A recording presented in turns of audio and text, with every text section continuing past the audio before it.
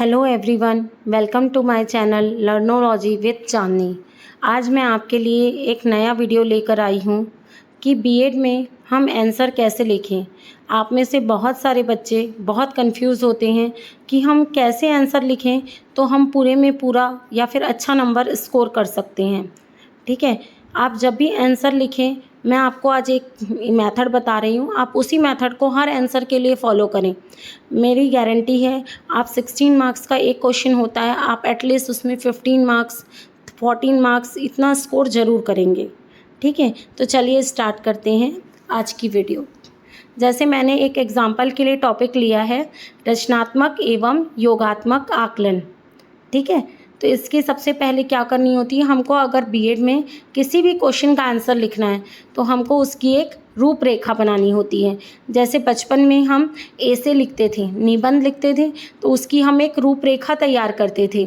हमको स्कूलों में सिखाया जाता था कि आप रूपरेखा या फिर इंट्रो जो आउटलाइंस बनाकर क्या लिखिए, ऐसे को लिखिए ताकि आपकी स्कोरिंग अच्छी हो सके। तो हम रूपरेखा इसकी किस प्रकार बनाएंगे, जैसे प्रस्तावना। सबसे पहली चीज़ क्या होती है, प्रस्तावना होती है। प्रस्तावना का अर्थ होता है कि आप उस चीज़ को कैसे यूज़ करेंगे, आप उस चीज़ को कैसे मतलब इंट्रोड्यूस करना किसी चीज़ को, सीधी सी बात में इंट्रोडक्शन।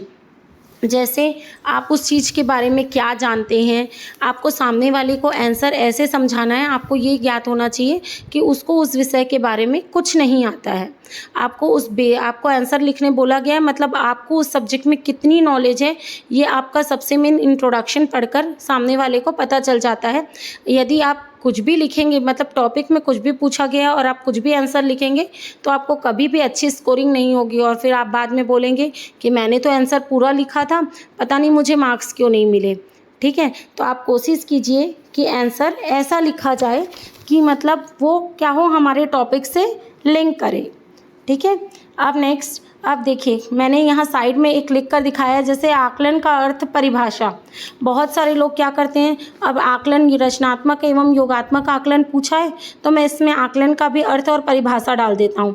लेकिन सामने वाले ने अगर आपसे आकलन का अर्थ और परिभाषा पूछा ही नहीं है तो आप उसमें आकलन का अर्थ और परिभाषा क्यों डालेंगे, जब उसने सीधे आपसे रचनात्मक एवं योगात्मक आकलन के बारे में बात की है। तो आप कोशिश कीजिए, आप जो टॉपिक में पूछा गया है, जो क्वेश्चन मेन पूछ रहा है, आप उसी टॉपिक में बात करें। आप कुछ भी लिखेंगे तो आपको ऐसा नहीं है कि सामने वाला, मतलब अगर कोई हमारी कॉपी चेक कर रहा है तो उसके में बहुत ज़्यादा समझदारी है जब भी उसको ये काम दिया गया है। तो आप सामने वाले को ये समझिए कि हमको उसको विषय के बारे में समझाना है, लेकिन उसको पूरा मूर्ख मानकर नहीं समझाना है, ये भी समझ के समझाना है कि उसको इस सब्जेक्ट के बारे में, इस टॉपिक के बारे में बहुत कुछ आगे से पता है, हमको कुछ उसको नई बातें बतानी हैं। ठीक है, तो इसमें क्या पूछा गया है क्वेश्चन में, रचनात्मक एवं योगात्मक आकलन। तो सबसे पहले हम क्या करेंगे, प्रस्तावना लिखने के बाद उस रचनात्मक आकलन का अर्थ लिखेंगे एवं उसकी परिभाषा लिखेंगे। अब बहुत से लोग क्या करते हैं, रचनात्मक आकलन का अर्थ अलग लिखते हैं, फिर एक पॉइंट बढ़ाने के लिए रचनात्मक आकलन की परिभाषा अलग दे देंगे। तो आप ऐसे तो चाहें तो आप 2 पेज का भी इंट्रोडक्शन या आउटलाइंस बनाकर, मतलब जो रूपरेखा बनानी है 2 पेज की भी बनाकर रख सकते हैं। इसको बिना मतलब की बातें लिख के हमको बढ़ाना नहीं होता है, हमको सिर्फ मुद्दे की बात लिखनी है, उसने जो पूछा है। ठीक है, तो इसमें एक लाइन में हम ख़त्म कर देंगे रचनात्मक आकलन का अर्थ एवं परिभाषा। फिर नेक्स्ट उसने क्या पूछा है हमसे, योगात्मक आकलन का अर्थ एवं परिभाषा। ठीक है, अब तीसरी चीज़ क्या होती है, ये तीसरा पॉइंट सबसे मेन होता है, जो भी हमसे पूछा गया उसकी विशेषता लिखना। हमेशा थर्ड पॉइंट, पहला पॉइंट होता है हमारा इंट्रोडक्शन या प्रस्तावना, दूसरे पॉइंट में क्या लिखते हैं हम, उसकी अर्थ और परिभाषा लिखते हैं, फिर तीसरे पॉइंट में हम हमेशा उसकी विशेषता बताते हैं। विशेषता लिखने का बेस्ट तरीका क्या होता है, आप कोई भी डायग्राम बनाइए और डायग्राम के थ्रू जितने भी पॉइंट्स आपको पता हैं, ठीक है, आप उन पॉइंट्स को उसमें शो कीजिए। क्या होता है, डायग्राम से चेकर को कॉपी अच्छी भी दिखती है और उसको पॉइंट्स पढ़ने में बहुत आसानी होती है। आप एकदम गंदा सा भर देंगे कुछ भी तो वो चेकर भी क्या होता है, कॉपी देख के उसको भी गुस्सा आने लगता है। तो आप कोशिश कीजिए, आप ऐसा लिखें कि आपकी कॉपी में हर चीज़ नीट एंड क्लीन हो और आसानी से समझ में आ जाए। ठीक है। बहुत ज़्यादा कलरफुल पेन्स और ये सब चीज़ों का यूज़ मत कीजिए। मेरे हिसाब में 2 पेन बहुत परफेक्ट होती हैं, एक ब्लू पेन और एक ब्लैक पेन। ब्लैक पेन आप हेडिंग के लिए यूज़ कीजिए और बाकी अंदर की राइटिंग करने के लिए आप ब्लू पेन का यूज़ कीजिए, ठीक है। उसके बाद हम लिखेंगे, जैसे रचनात्मक आकलन की आपने विशेषता लिखी, आपने मान लीजिए 10 पॉइंट्स में उसकी विशेषता लिखी, 10 पॉइंट्स को एक डायग्राम के थ्रू आपने शो कर दिया। अब उसके बाद क्या करेंगे, आप उसमें से एटलीस्ट 5 पॉइंट को 2-2 लाइन में एक्सप्लेन कर देंगे, तो सामने वाले को पता चल जाता है हाँ इसने इस टॉपिक को पढ़ा है, इसको उस टॉपिक के बारे में पता है। और विशेषता आपको याद करने की ज़रूरत नहीं होती। अगर आप किसी भी चीज़ को समझते चलेंगे, या फिर मैंने जैसे कई टॉपिक पे वीडियो बनाई है, आप ध्यान दीजिएगा, मैंने हर टॉपिक पे जो भी ड्रिल की है या एक्सप्लेन किया है वो सिर्फ अपने मन से किया है। उसको कोई बुकिश लैंग्वेज में एक्सप्लेन करने की कोशिश नहीं कीजिए। वो सामने वाले को भी देखना होता है कि आपने इस टॉपिक से समझा क्या है। नेक्स्ट हम लिखेंगे योगात्मक आकलन पूछा है, तो हम क्या लिखेंगे इसमें, योगात्मक आकलन की विशेषता, ठीक है। फिर उसका भी ऐसे ही करेंगे, एक डायग्राम के थ्रू हम उसके सारे पॉइंट्स लिखेंगे और उनमें से 4 या 5 पॉइंट को हम एक्सप्लेन कर देंगे।